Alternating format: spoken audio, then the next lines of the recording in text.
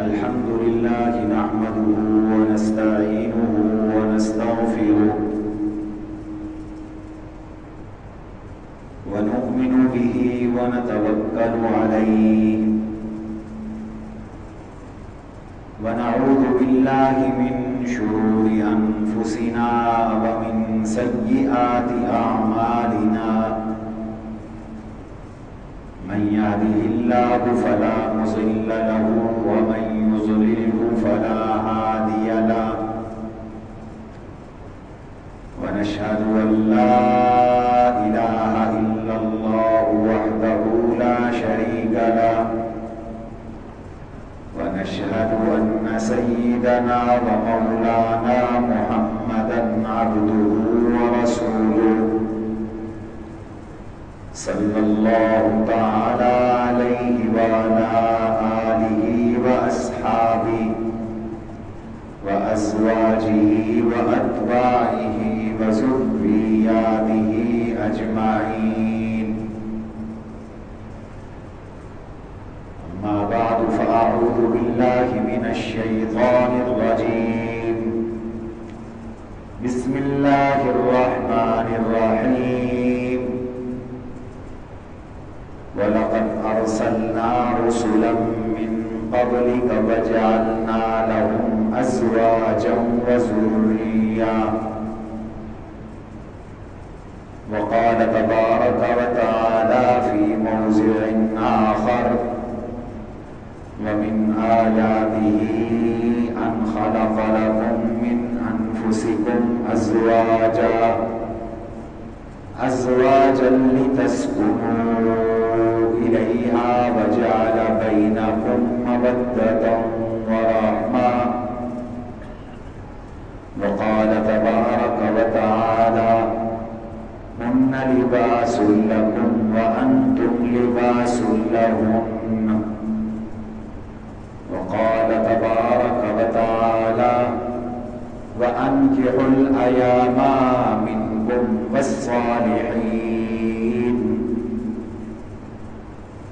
والصالحين من عبادكم. وقال رسول الله صلى الله عليه وسلم: أربع من سنن المرسلين: النكاح والسواك والتعطر والحياء. وقال رسول الله صلى الله عليه وسلم: لا صيرورة في الإسلام. وقال رسول الله صلى الله عليه وسلم: النكاح نصف الإيمان. وقال رسول الله صلى الله عليه وسلم: إذا تزوج العبد استكمل نصف الإيمان فليتق الله في نصفه. وقال رسول الله صلى الله عليه وسلم: يا معشر الشباب من استطاع منكم الباءة فليتزوج فإنه أغض للبصر وأحسن للفرج. ومن لم يستطع فعليكم بالصيام فإنه لكم وجاء. وقال رسول الله صلى الله عليه وسلم: والله إني لأخشاكم لله وأتقاكم لله. أصوم وأفطر أصلي وأرقد وأتزوج النساء فمن رغب عن سنتي فليس مني. صدق الله وصدق رسوله النبي الكريم ونحن على ذلك لمن الشاهدين والشاكرين والحمد لله رب العالمين. اللهم صل على محمد وعلى آل محمد كما صليت على إبراهيم وعلى آل إبراهيم إنك حميد مجيد. اللهم بارك على محمد وعلى آل محمد كما باركت على إبراهيم وعلى آل إبراهيم إنك حميد مجيد.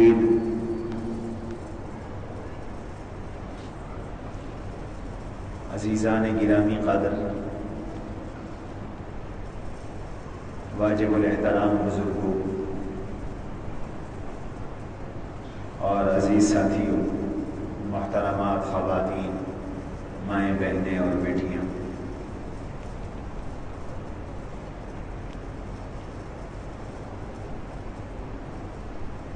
اللہ تعالیٰ نے ہم سب کو آخری دین اسلام اپنے فضل خاص سے عطا فرمایا ہے۔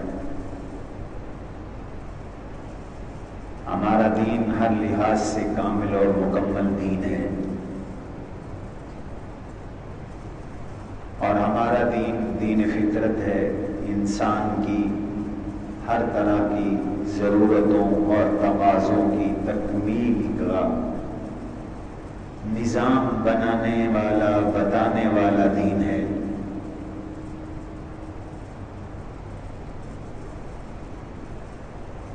اس دین کا ایک ایک حکم، دین کا ایک ایک جز انسان کی راحت، سکون، دنیا اور آخرت کی کامیابیوں کا ذریعہ ہے۔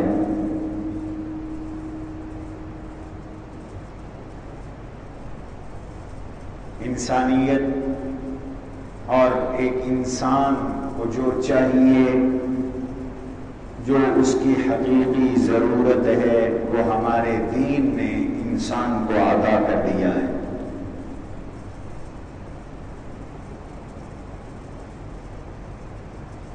لیکن بدقسمتی سے آج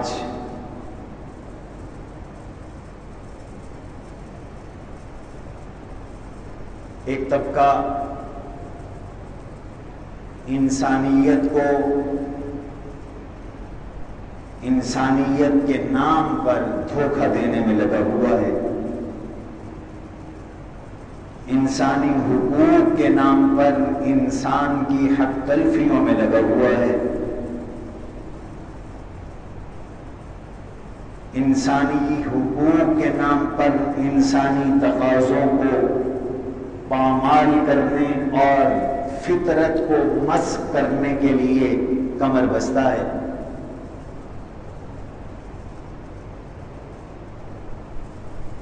آج مغرب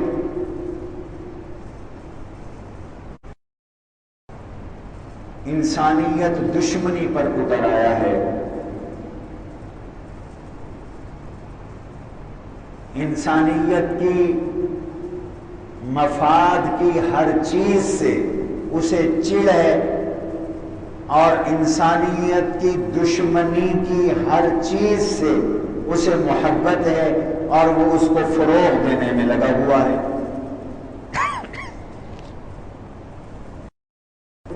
لوگ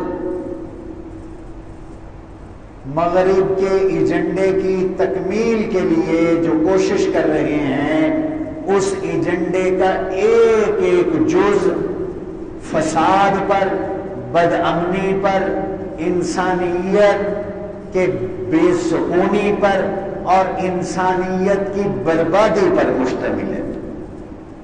ایک ایک ایجنڈے کا ایک ایک جز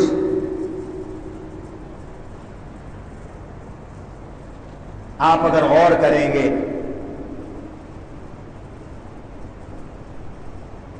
اور دیکھیں گے،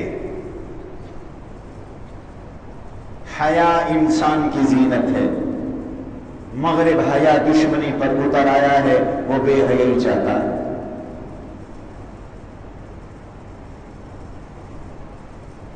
امن انسان کی ضرورت ہے، مغرب فساد پر اتر آیا ہے، اور وہ دہشت گردی کے نام پر دہشت گردی پھیلا رہا ہے۔ دنیا کے کئی ملکوں کو تاخت و تاراج کر چکا ہے، امن تہوبالا کر چکا ہے، خوشحال ملکوں کو بدحال کر چکا ہے، آباد ملکوں کو ویران کر چکا ہے۔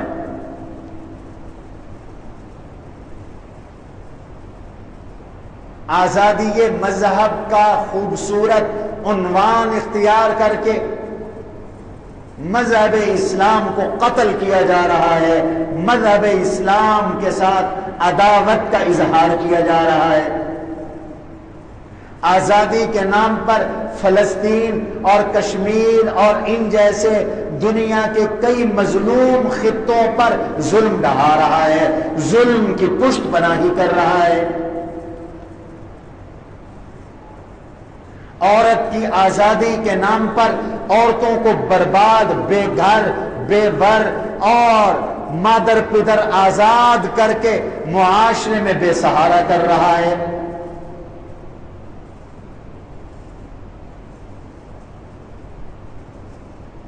آزادی اظہار رائے کا نام لے کر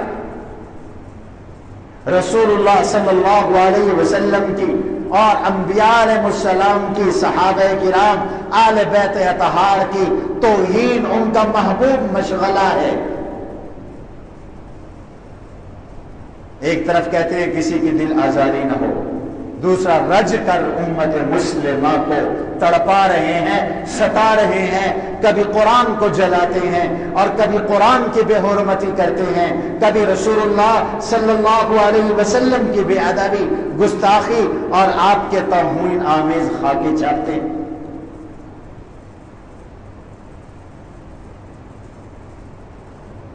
ایک عرصے سے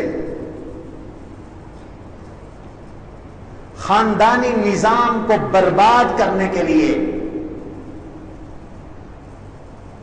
اور دنیا سے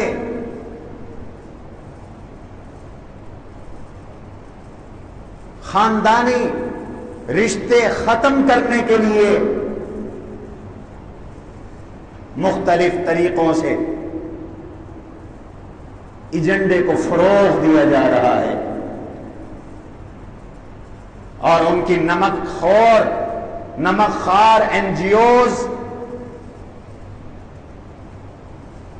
آپ کے بیوروکریٹ، ان کے ٹکڑوں پہ پلنے والے بہت سارے افسران، حکمران اس ایجنڈے پر، ان کے ایجنڈے کے فروغ کے لیے ملک میں قانون بنا رہے ہیں، ماحول بنا رہے ہیں۔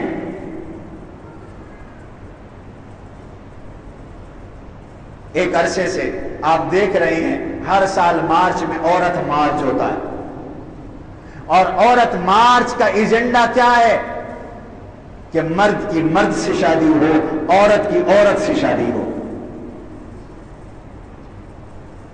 غیر انسانی، غیر فطری عمل کو فروغ دیا جائے۔ یونیورسٹیوں میں، کالجوں میں باقاعدہ اس کی مہم چلائی جا رہی ہے۔ پاکستان کی بات کر رہا ہوں، اور یہ مغرب کا ایجنڈا ہے، آنکھیں کھولنے کی ضرورت ہے۔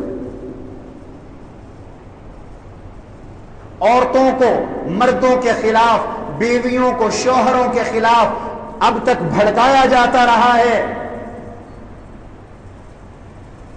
خود کھانا گرم کر لو، میں نہیں آؤں گی، حیا باختہ نعرے لکھ کر عورتوں کو سڑکوں پہ نکالا جاتا ہے۔ اور آج پاکستان سے جو ایک لڑکی پاپولر بنا کر یورپ میں منگوائی گئی تاکہ اس کی پرورش، تربیت اور اس کی ذہنی تربیت کر کے اس کو پھر ملک پہ درآمد کر کے پاکستان میں بھیج کر پاکستان کا حکمران بنایا جائے، اس سے ایک بیان دلوایا گیا کہ نکاح کی کیا ضرورت ہے۔ اس لڑکی کو وہاں اسی لیے پروموٹ کیا گیا ہے تاکہ آپ کی مستقبل کی یہ حکمران بنائی جائے۔ ہم زندہ ہوں گے یا نہیں ہوں گے، لیکن آپ دیکھیں گے کہ ایک وقت آئے گا کہ اس کو پاکستان بھیجا جائے گا اور اس کو ایک اعلیٰ حکومتی منصب تفویض کیا جائے گا، وزیر اعظم بنانے کی کوشش کی جائے گی تاکہ اچھی طرح وہاں سے تیار ہو کر اور پاکستان کو پلیدستان بنا دیا جائے اور یہاں مغربی ایجنڈا مکمل نافذ کر دیا جائے۔ اور ایسے نوکروں، غلاموں، یورپ کے نمک خوروں کو وفا جتلانے کے لیے اور مہم چلانے کے لیے اور ذہن سازی کرنے کے لیے ایسے بیان دلوائے جاتے ہیں۔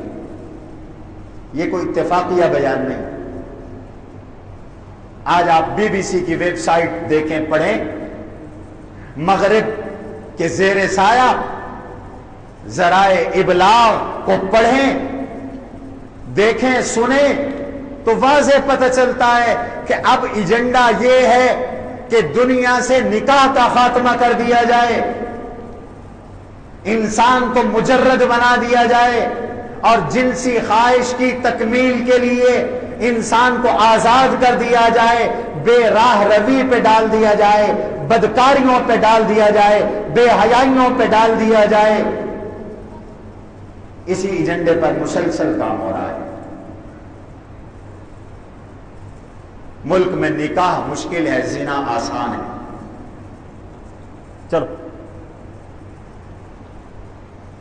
بدکاری کو فروغ دے دیا گیا ہے، ہر چیز مہنگی ہے، بے حیائی کی آلات سستے ہیں، مفت ہے۔ چینی 110 روپے کلو، آٹا دیکھو گے تو 60-70 روپے کلو۔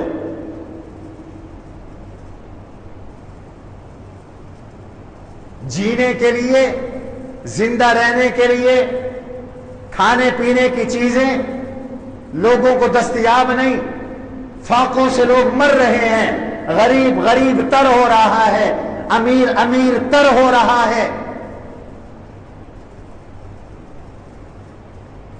اور دنیا میں یہ ٹرینڈ بن گیا ہے، یہ سمجھنے کی بات ہے، دنیا میں ٹرینڈ بن گیا ہے، یہ ایک رواج ڈال دیا گیا ہے کہ ایک نعرہ لگا کر اسی برائی کو فروغ دو، جس برائی کی اصلاح کا تم نے نعرہ لگایا ہے اسی کو فروغ دو۔ انسانی حقوق کا نعرہ لگا کر انسانوں کی حق تلفی کرو، دہشت گردی کے خاتمے کا نعرہ لگا کر دہشت گردی کو فروغ دو، آزادی اظہار رائے کا نعرہ لگا کر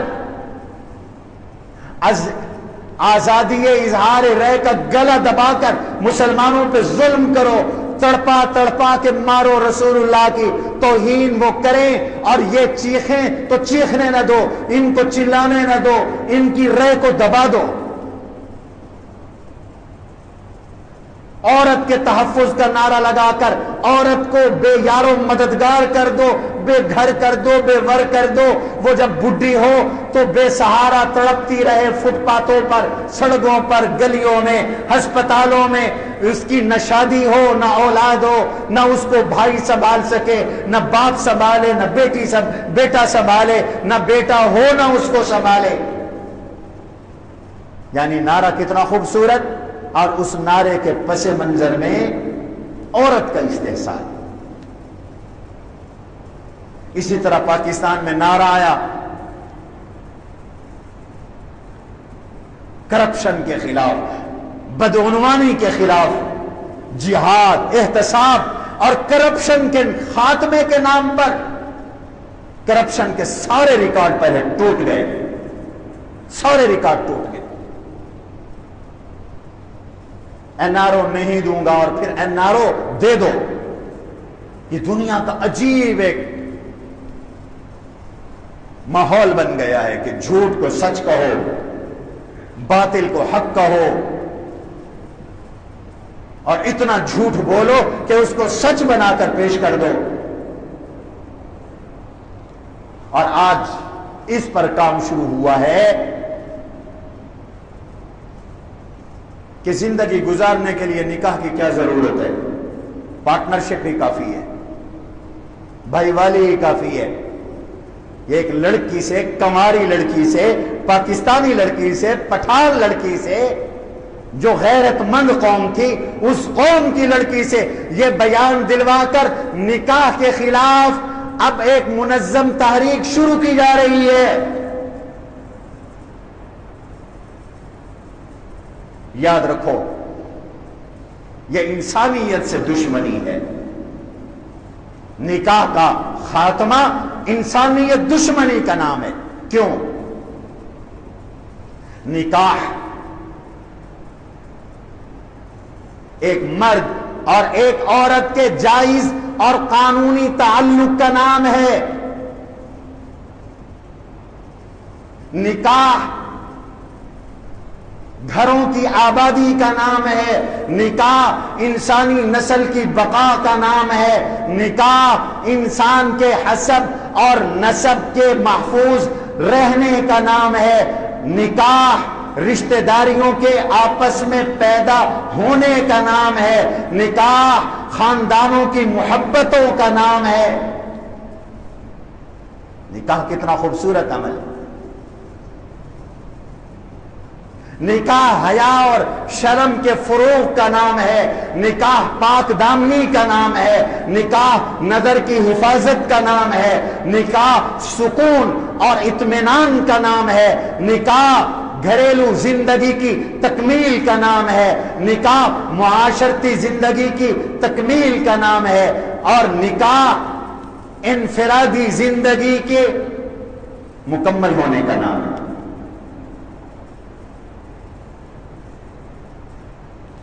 نکاح سے گھر آباد ہوتا ہے۔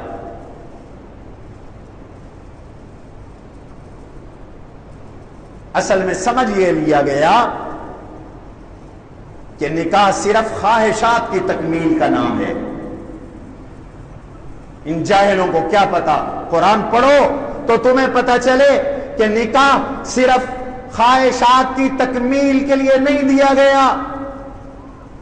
محسنین غیر مسافحین، اللہ کہتے ہیں نکاح کرو گھر آباد کرنے کے لیے، گھر بسانے کے لیے۔ نکاح کرو ایک دوسرے کے لحاظ کے لیے۔ نکاح کرو رشتوں کے پیدا کرنے کے لیے۔ نکاح کرو گے اولاد ہوگی، کوئی ابا بنے گا، کوئی امی بنے گی، کوئی چچا بنے گا، کوئی ماموں بنے گا، کوئی خالہ بنے گی، کوئی پھوپھو بنے گی، کئی رشتے وجود میں آئیں گے نکاح کی برکت سے۔ نکاح اس لیے کرو، نکاح صرف خواہشات کی تکمیل کے لیے نہیں ہوتا۔ اور قرآن کہتا ہے نکاح تو سکون کا ذریعہ ہے۔ اور اللہ کی آیات میں سے ایک آیت ہے، نشانیوں میں سے نشانی ہے۔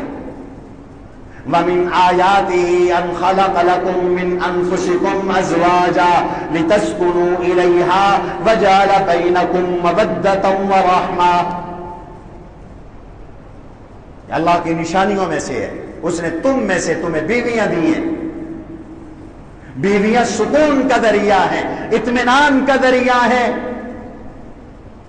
اور اللہ نے اپنے غیبی نظام کے ساتھ خامد اور بیوی میں محبت، رحمت، شفقت اور ایک دوسرے کے پر مر مٹنے کا جذبہ پیدا کر دیا ہے۔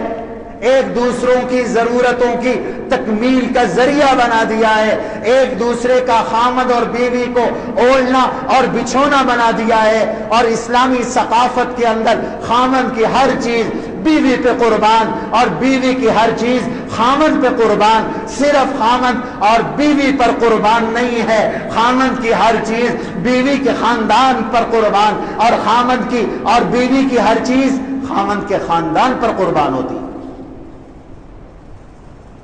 اس رشتے کے ساتھ دو رشتے جب جڑتے ہیں، اس کے ساتھ بہت سے رشتے وجود میں بھی آتے ہیں، اور بہت سے لوگوں کو دنیاوی اور اخروی نفع بھی پہنچتا ہے۔ جو لوگ نکاح کے دشمن بن گئے، بس خواہش کی تکمیل کے لیے ایک دوست بنا لینا ہے، لڑکی نے بوائے فرینڈ اور لڑکے نے ایک لڑکی کو دوست بنا لینا ہے، گرل فرینڈ. وہاں خدمت کا کوئی تصور نہیں ہے، وہاں گھروں کی آبادی کا کوئی تصور نہیں ہے، وہاں اولادوں کا کوئی تصور نہیں ہے، وہاں رشتہ داریوں کا کوئی تصور نہیں ہے، وہاں ایثار کا کوئی تصور نہیں ہے، وہاں قربانی کا کوئی تصور نہیں ہے، وہاں رحمت و برکت کا کوئی تصور نہیں ہے.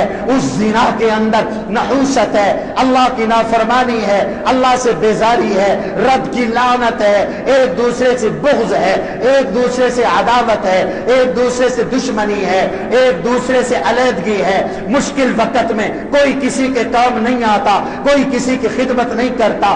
مرد پڑا پڑا تڑپ تڑپ کے اکیلے مرتا ہے، عورت تڑپ تڑپ کے اکیلے مرتی ہے. یہ اسلام کا نظام نکاح ہے کہ خامند نے شادی کی، بیمار ہوا، مرتے دم تک بیوی نے وفا کی، بیوی بیمار ہوئی، مرتے دم تک خامند نے نکاح کی، خامند نے خدمت کر دی. خامند کے لیے بیوی سکون اور بیوی کے لیے خامند سکون کا ذریعہ بن گیا. یہ نکاح کی برکت. اور قرآن نے تو یہاں تک کہا ہن لباس لکم وانتم لباس لہن. خامند بیوی کا اوڑھنا بچھونا ہے، بیوی خامند کا اوڑھنا بچھونا ہے. ایسا قریبی تعلق ہے.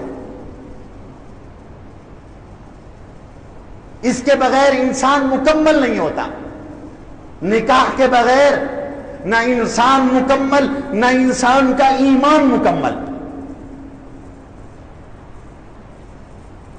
اس لیے نکاح کو دنیا داری نہیں ہے، نکاح عبادت ہے. نکاح عبادت ہے. وَلَقَدْ أَرْسَلْنَا رُسُلًا مِّن قَبْلِكَ فَجَعَلْنَا لَهُمْ أَزْوَاجًا وَذُرِّيَّةً.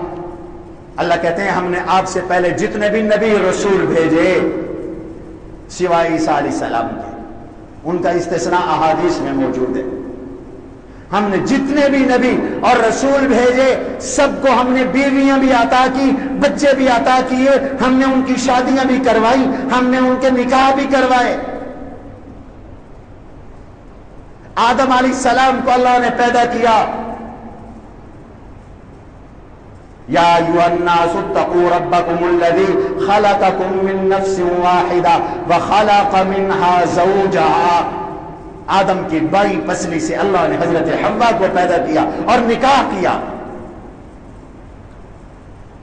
نکاح کے بغیر انسان نامکمل ہے. اس لیے اللہ نے آدم علیہ السلام کے لیے رفیق حیات کا انتخاب کیا، تخلیق فرمائی، سیدہ حوا کو پیدا کیا.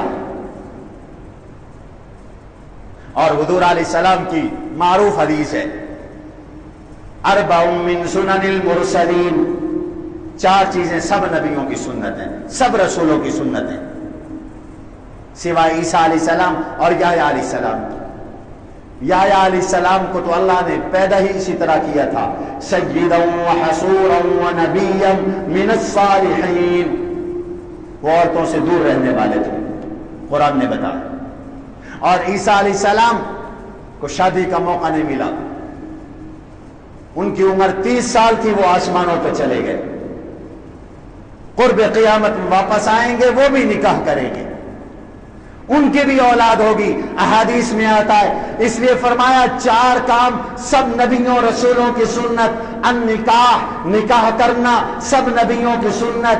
مسواک کرنا سب نبیوں کی سنت. خوشبو لگانا سب نبیوں رسولوں کی سنت. حیا اختیار کرنا سب نبیوں اور رسولوں کی سنت.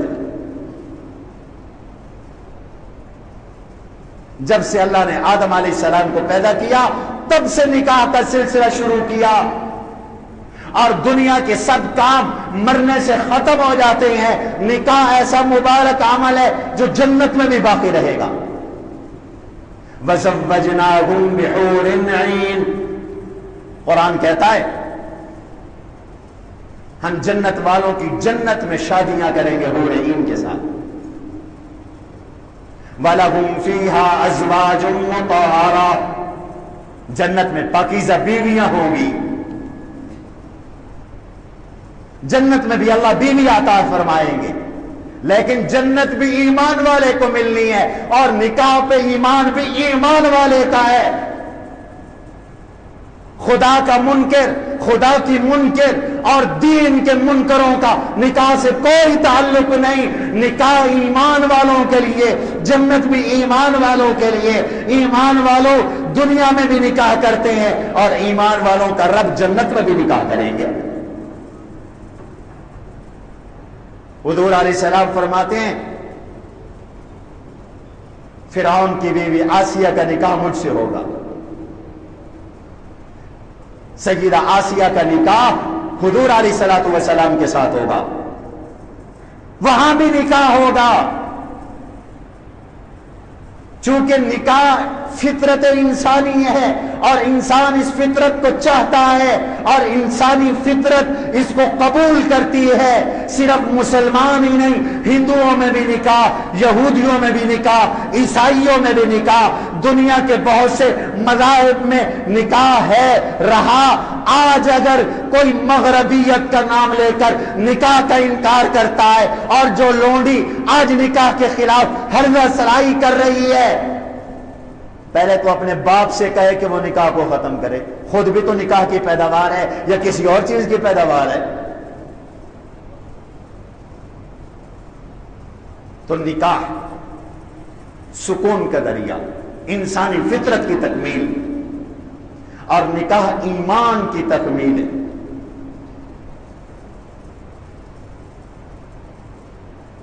یہ عادت نہیں، عبادت ہے، باعث اجر ہے، باعث ثواب ہے۔ اس لیے حکم ہے اعلنوا النکاح واجعلوہ فی المساجد، چھپ چھپ کے نکاح نہ کرو، گج وج کے اعلانیہ نکاح کرو، مسجدوں میں کرو، اس لیے کہ عبادت کے لیے بہترین جگہ مسجدیں ہیں۔ آج کل تمہارے شادی کلب ویسے بند ہیں، سنت کے مطابق مسجدوں میں نکاح کر۔ ہمارے آقا نے 11 نکاح فرمائی، برکت والی چیز تھی تو حضور نے نکاح فرمائی۔ 9 بیویاں ایک وقت میں آپ کے نکاح میں رہی، اور نکاح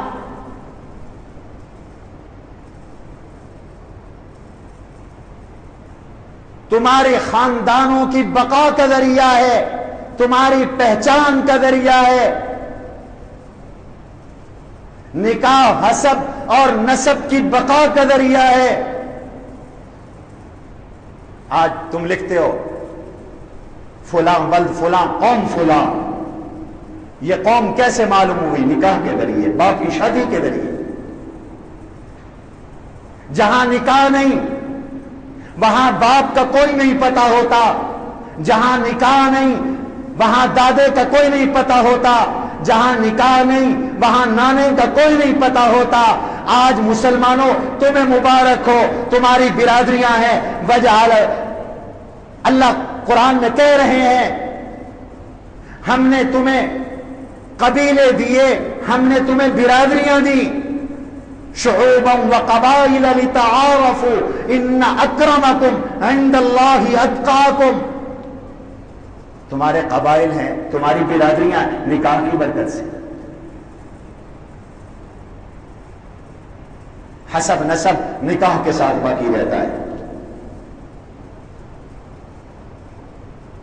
میرا نام زبیر احمد، میرے والد کا نام مولانا رشید احمد، ان کے والد کا نام مولانا عبد الخالق، ان کے والد کا نام الہی بخش، ان کے والد کا نام احمد بخش، ان کے والد کا نام میاں پلیا۔ یہ جو نسب چلتے ہیں، ہمارے آقا کا نام محمد صلی اللہ علیہ وسلم، والد کا نام عبداللہ، والد کے والد کا نام عبد المطلب، عبد المطلب کے والد کا نام ہاشم، ہاشم کے والد کا نام قصی، قصی کے والد عبد مناف، عبد مناف کے والد کا نام قصی، قصی کے والد کا نام کلاب، کلاب کے والد کا نام مرہ، مرہ کے والد کا نام کعب، کعب کے والد کا نام لؤی۔ یہ پورا سلسلہ نکاح کی برکت سے محفوظ ہے۔ آج یورپ والوں کا کوئی سلسلہ نسب نہیں ہوتا، وہ تو کاغذات میں اپنے باپ کا نام نہیں لکھتے، اپنی ماں کا نام لکھتے ہیں۔ اس لیے بعض ملکوں میں وہاں یہ پوچھنا جرم ہے کہ اپنے باپ کا نام بتاؤ۔ کہتے ہیں کسی سے باپ کا نام کیوں پوچھتے ہو؟ اس کو پتہ نہ ہو تو خام خواہ اس کو شرمندہ کرو گے۔ وہاں باپوں کا نہیں پتا، اور آپ سب کے آدم علیہ السلام تک اگر نسب محفوظ ہے نکاح کی برکت سے۔ اور نکاح انسانی سلسلے کی بقا کا ذریعہ ہے۔ میں اور آپ پیدا ہوئے کیوں؟ ہمارے بڑوں نے نکاح کیا۔ ہماری اولادیں پیدا ہوئی کیوں؟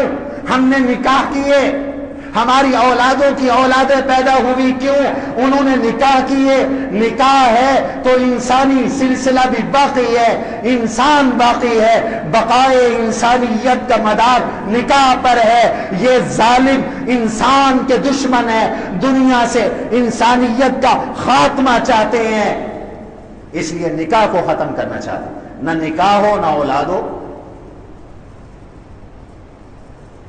کتنے انسانوں کے قاتل ہیں یہ یورپین اور مغربی لوگ۔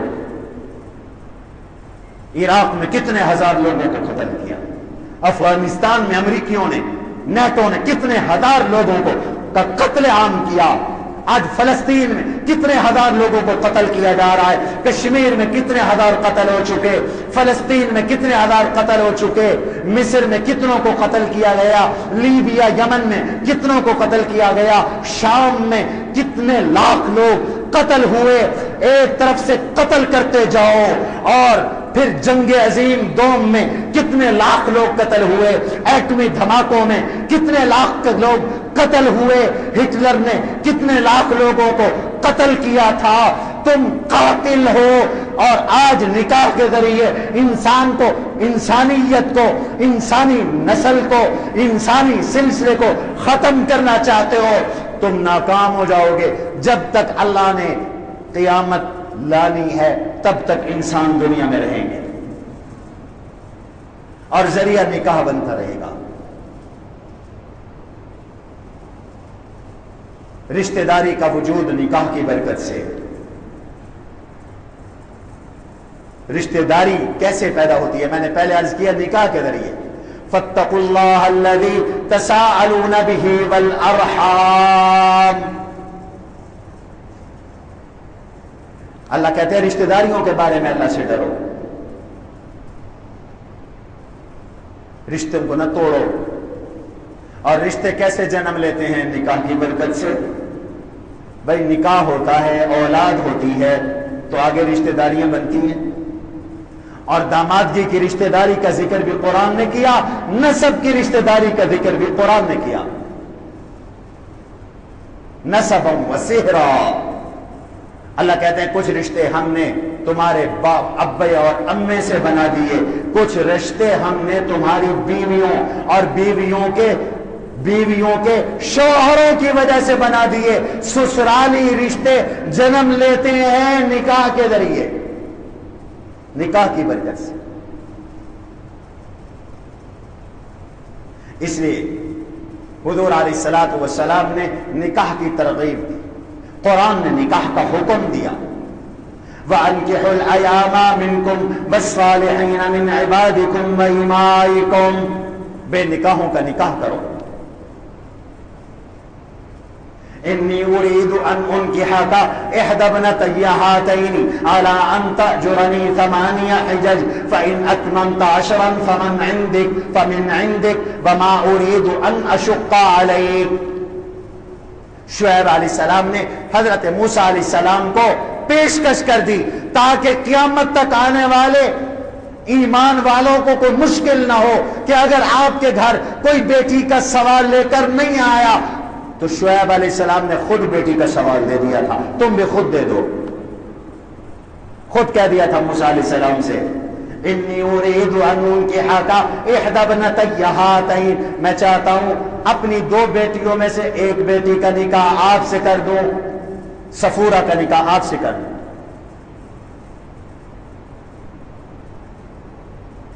اور اللہ نے اپنے نبی کو اختیار دیا تووی من تشاء منہن، جس کو چاہے رکھے، جس کو چاہے نہ رکھے۔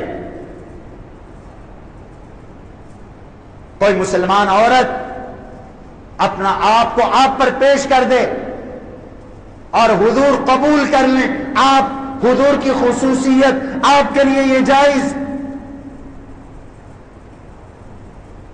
پیغمبر نے خود نکاح کیے اور نکاح کی برکت سے قبائل کے قبائل مسلمان ہوئے۔ حضور نے جس جس خاندان میں شادی کی وہ خاندان اسلام کی طرف آتا چلا گیا۔ اللہ نے اپنے نبی کو 4 بیٹیاں دی، آپ نے چاروں کا نکاح کیا۔ 2 کا نکاح ابو لہب کے بیٹوں سے تھا، انہوں نے طلاق دے دی، آپ نے آگے نکاح کیا۔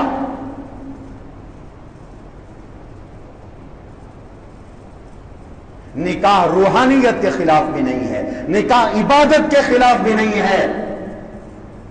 حدیث میں آتا ہے حضرت علی رضی اللہ تعالیٰ عنہ اور ان کے ساتھ چند صحابہ اور تھے، حضور کے گھر میں آئے، گھر میں تشریف لائے۔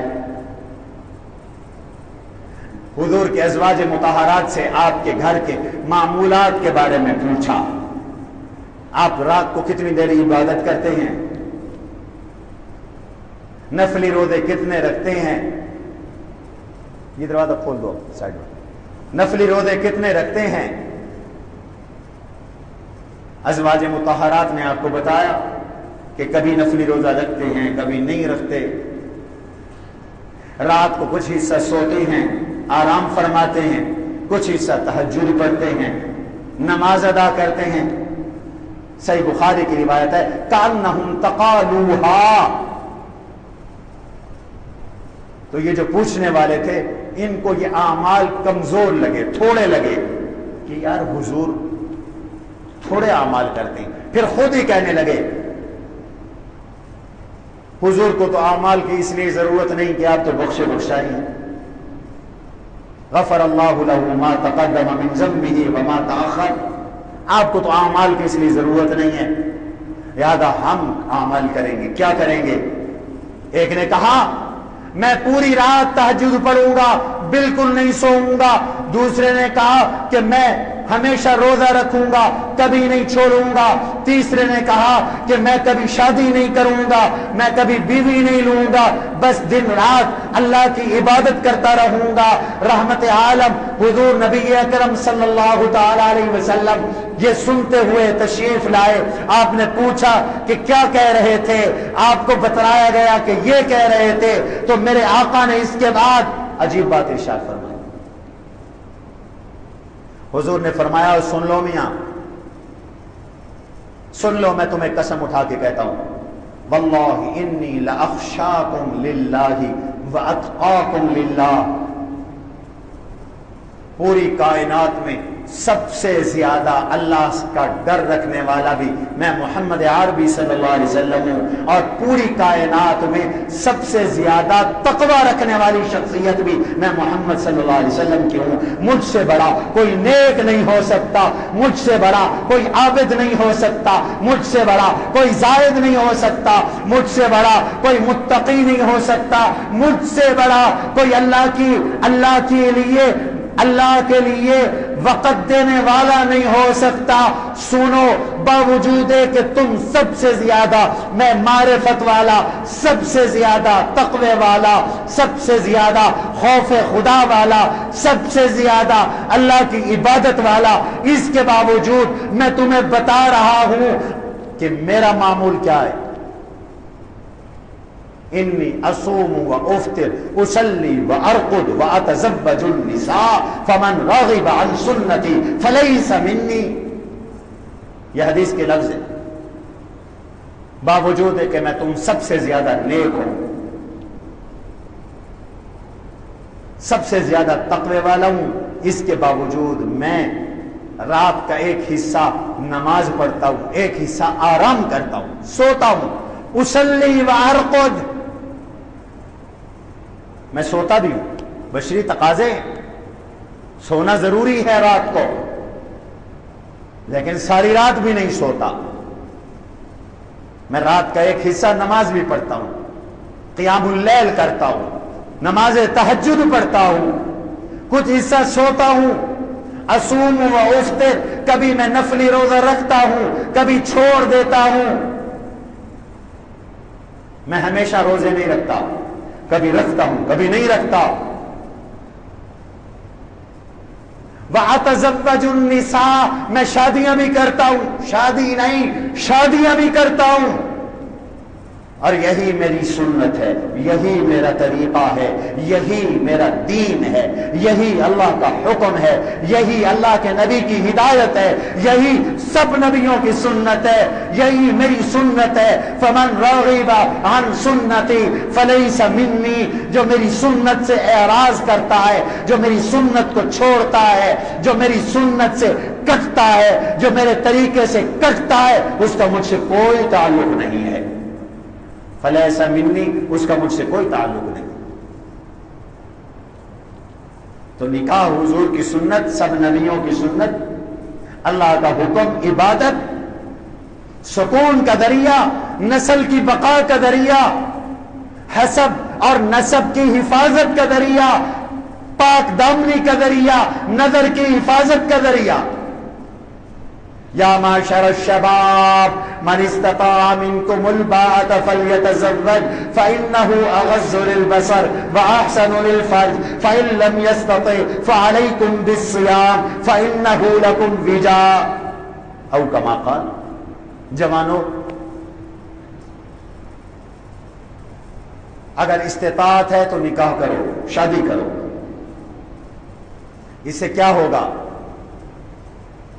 فَإِنَّهُ أَغَضُّ لِلْبَصَرِ، نگاہ پاک ہو جائے گی، گندی نہیں ہوگی نگاہ، نگاہ محفوظ ہو جائے گی۔ وَأَحْسَنُ لِلْفَرْجِ، کردار بھی محفوظ ہو جائے گا، بد کرداری کے امکانات کم ہو جائیں گے۔ أَغَضُّ لِلْبَصَرِ وَأَحْسَنُ لِلْفَرْجِ، نکاح تقوی پیدا کرتا ہے، گناہ چھڑواتا ہے، احساس ذمہ داری پیدا کرتا ہے، انسانیت کا احساس پیدا کرتا ہے، نکاح رحمت لاتا ہے، نکاح شفقت لاتا ہے۔ یہ بچہ میرے پاس بیٹھا ہے، اس سے کیوں شفقت ہے؟ نکاح کی برکت۔ یہ میری اولاد کی اولاد ہے، اس لیے یہ بیٹھا ہے۔ حضور تو حسنین کریمین کو کندھے پہ اٹھا لیتے تھے، سجدے کے دوران اللہ کے نبی علیہ السلام کی پشت پر حسنین سوار ہو جاتے، آپ کا سجدہ لمبا ہو جاتا۔ یہ نکاح شفقت لایا ہے، یہ اولاد کے ساتھ جو شفقت پیدا ہوئی نکاح کی وجہ سے۔ اور میں نے بتایا، حضور نے فرمایا نکاح نصف الایمان، نکاح آدھا ایمان ہے۔ دوسری حدیث میں فرمایا اذا تزوج العبد قد استکمل نصف الایمان، آدمی نے جب شادی کی تو اس نے آدھا ایمان تو مکمل کر لیا۔ فلیتق اللہ فی نصفہ، باقی آدھے کے بارے میں اللہ سے ڈرے، تقوی پیدا کرے، کامیاب ہو جائے گا۔ اس لیے کہ دو چیزیں ہیں انسان کو جہنم میں لے جانے والی، یاد رکھنا۔ ایک انسان کا پیٹ ہے، ایک انسان کی شرمگاہ ہے، اور ایک زبان ہے۔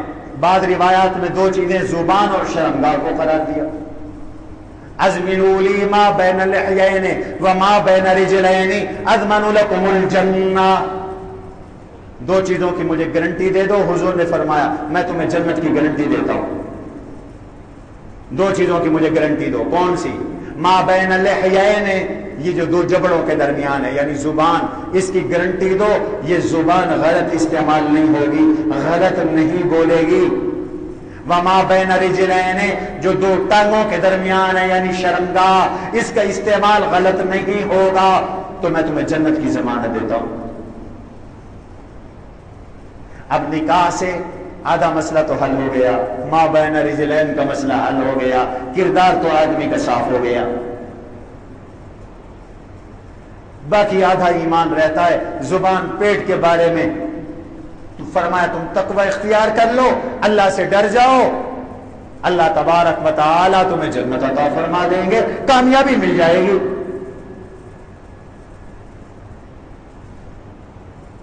اور اگر کوئی نکاح نہ کرے تو کیا یہ جائز ہے؟ حضور نے صاف فرما دیا لا سیرورت فی الاسلام، ترک نکاح اسلام میں نہیں ہے، مخصوص صورتوں کے علاوہ جو علماء نے بیان کی ہیں. خاص حالات ہیں، خاص لوگ ہیں جن کے لیے نکاح کی اجازت نہیں. باقی فرمایا نکاح چھوڑنے کی اجازت نہیں ہے. نکاح کرو، بچوں کا نکاح کرو، بچیوں کا نکاح کرو. آدمی کی معیشت میں کمال اور ذمہ داری بھی نکاح سے پیدا ہوتی ہے، اخلاق میں بھی بہتری اور کمال نکاح سے آتا ہے، معاشرت میں بھی بہتری اور کمال نکاح سے آتا ہے. اور نکاح کیسی خوبصورت عبادت. حضور علیہ السلام نے فرمایا نفقتک علی اہلک صدقۃ، تو کما کے لایا، تو نے بیوی پہ خرچ کیا، اللہ نے تجھے صدقے کا ثواب عطا کر دیا. دیکھو نا، ثواب ہی ثواب، ثواب ہی ثواب. اللہ نے تجھے صدقے کا ثواب عطا کیا اپنی بیوی کو کھلانے پر.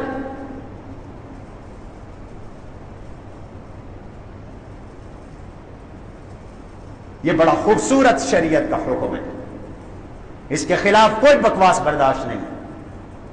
اور مسلمانوں،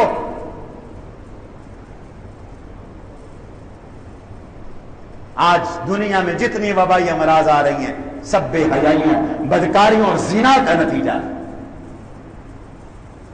نکاح سے اعراض، پارٹنرشپ کا معنی زنا، بے حیائی، فحاشی، عریانی، بدکاری،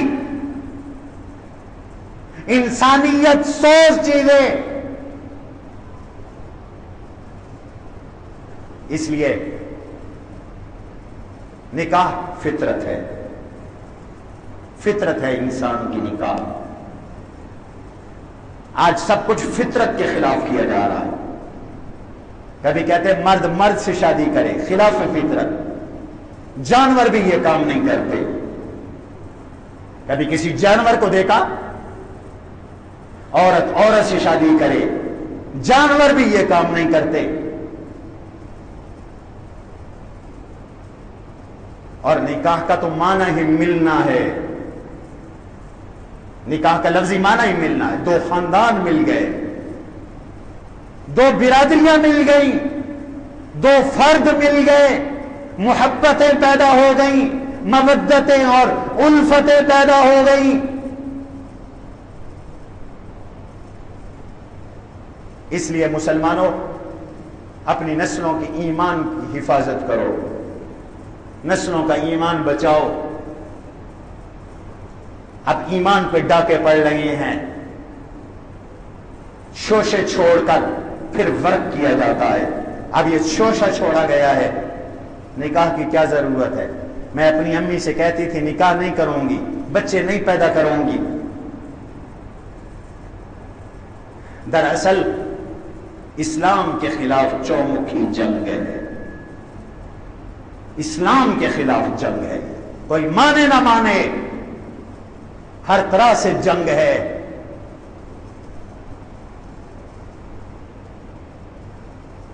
اور مسلمان نما لوگ ان کے ایجنٹ ہیں، ان کی ایجنڈی کا فریضہ سر انجام دے رہی ہیں. حضور کا نکاح ہوا حضرت عائشہ سے. حضرت عائشہ 6 سال کی تھی، رخصتی ہوئی جب 9 سال کی تھی. آج آپ 9 سال کی عمر کی بچی کا کیا، 12 سال کی عمر کی بچی کا بھی نکاح کریں، جیل جائیں.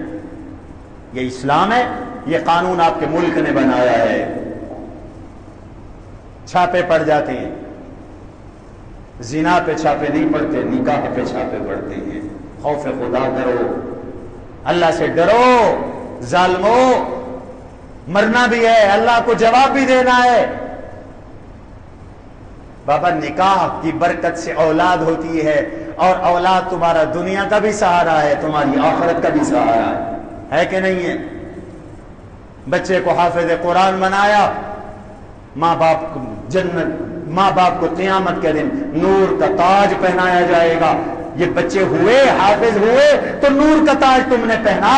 خاندان کے 10 آدمیوں کو حافظ قرآن جنت میں لے گیا، نکاح ہی نہ ہوتا، اولاد نہ ہوتی، حافظ نہ ہوتی، عالم نہ ہوتی، نیک نہ ہوتی، تو پھر کیا ہوتا؟ آج کتنے لوگ ہیں جن کی اولادیں نہیں، آج ان کے لیے کوئی دعا بھی نہیں کرتا۔ یہ سب نکاح کی برکت ہے۔ اللہ تعالی ہم سب کو شریعت کے ان احکام کو پر جمنے کی توفیق نصیب فرمائے، اور دین کے ان دشمنوں کو نیست نابود خائب و خاسر فرمائے۔ بے حیائی، بدکاری اور بے راہ روی سے ہماری نسلوں کی حفاظت فرمائے۔ آمین کہو۔